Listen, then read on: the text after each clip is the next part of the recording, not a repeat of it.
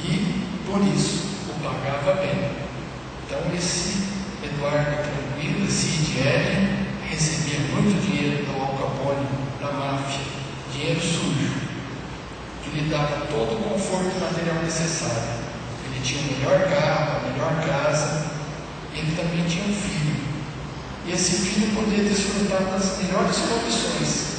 Tinha motorista para levá-lo na escola, motorista para trazê-lo, as melhores roupas, os melhores agasalhos.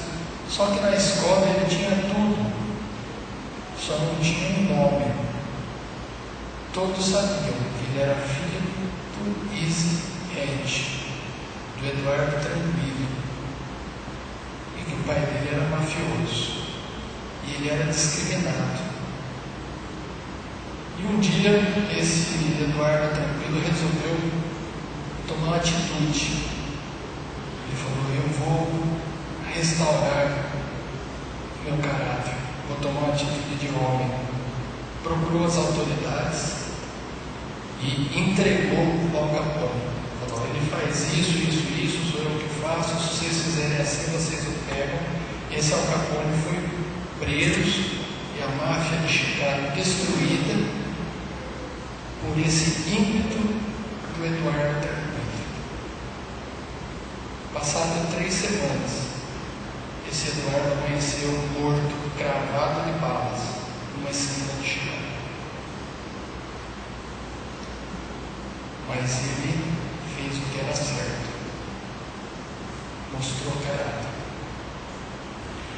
Uma outra história diz respeito àquele rapaz chamado Butch Ohio. Butch Ohio era um piloto de avião da Segunda Guerra. E ele, junto com a sua esquadra, levantou voo de um navio americano para atacar uma ilha japonesa. E a esquadra levantou, e quando ele já estava em voo, ele percebeu que o avião dele, por algum motivo, estava sem combustível e que não daria para ele ir e vir. E ele pediu autorização do comandante para poder voltar no navio. E a esquadra prosseguiu e ele voltou. Quando ele estava voltando, ele percebeu que os japoneses tinham tido uma ideia. Eles tiveram a informação de que o navio estaria desguarnecido, fizeram um contorno e vieram atacar o navio americano e destruir a frota de navios americanos. E ele estava sozinho, no único avião, contra 8 aviões japoneses. Um homem voltando do seu navio contra 8 bombardeiros japoneses determinados a destruir todos os navios. E aí ele começou a lutar no ar contra aqueles 8 aviões.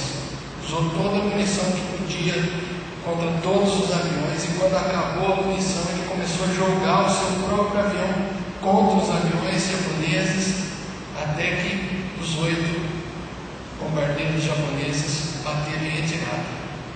Aí ele conseguiu descer, pousou. E naquela época, as batalhas eram filmadas automaticamente dentro pelo próprio avião.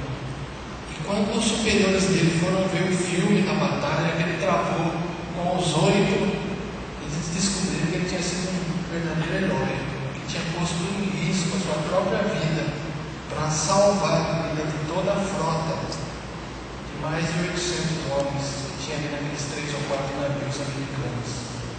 Foi consagrado com a medalha de honra ao mérito, e o nome dele foi colocado em homenagem a ele no aeroporto de Chicago. Então você chega em Chicago, fala: estamos descendo no aeroporto Butch Ohio. Todo mundo fala: quem é esse Butch Ohio? É um herói de guerra. Diferente de você descer em Nova York, o JFK e vários outros aeroportos grandes que têm nomes de presidente. O aeroporto de Chicago, que é um dos aeroportos maiores do mundo, leva o nome do Butch Ohio. Sabe qual a relação que tem entre uma história e outra? Butch Ohio é filho do Ed Easy. Ele não tinha nome, ele não tinha honra, Hoje, ele só tem nome. Se você tomar uma postura de fazer o que é certo, Deus te honra. Se você quiser abençoar o seu filho, comece por assumir posturas dignas do Senhor.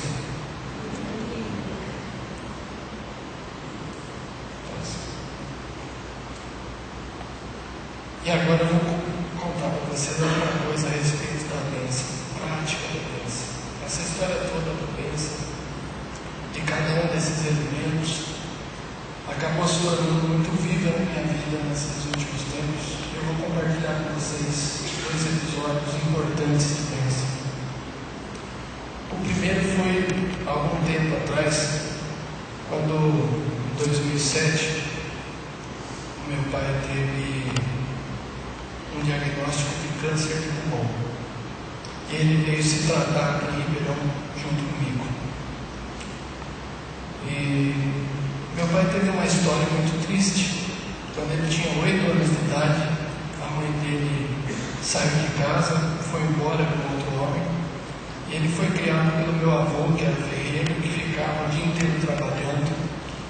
Saía às 5 da manhã, chegava às 7, 8 horas da noite, já dormia. Meu pai era responsável por cuidar da casa. Ele tinha um irmão mais velho, ele tinha 8, meu tio Eduardo tinha 14, e meu tio Eduardo já trabalhava numa selaria, fazia cera de cavalo e botina. Então, depois que acabava o trabalho doméstico, fazer comida e limpar a casa, meu pai ia para a selaria junto com meu tio Eduardo. E lá na selaria tinha uma rodinha de pessoas trabalhando, e eles ficavam fumando. Cada um fumava um pouquinho, passando na rodinha e tomando bebida, óleo, a pinguinha, um pouquinho cada um. E meu pai, com 8 anos de idade, chegava na rodinha e começou a fumar. Ele começou a fumar com 8 anos de idade na selaria e fumou a vida inteira até ter um diagnóstico de câncer. 60 anos fumando. E aí você me pergunta se eu fiquei revoltado com Deus quando ele tive o diagnóstico de câncer de pulmão e eu tive que dar o diagnóstico para ele. Não. É a lei da semeadura e da colheita. Ele fumou durante 60 anos e ele sabia que ele tinha esse risco. Mas quando isso veio à tona, a primeira coisa que ele me perguntou, ele falou: posso continuar fumando? Eu falei: o tratamento vai piorar muito. E aí ele venceu a primeira batalha da sua vida, parar de fumar. E começou a fazer o tratamento com quimioterapia.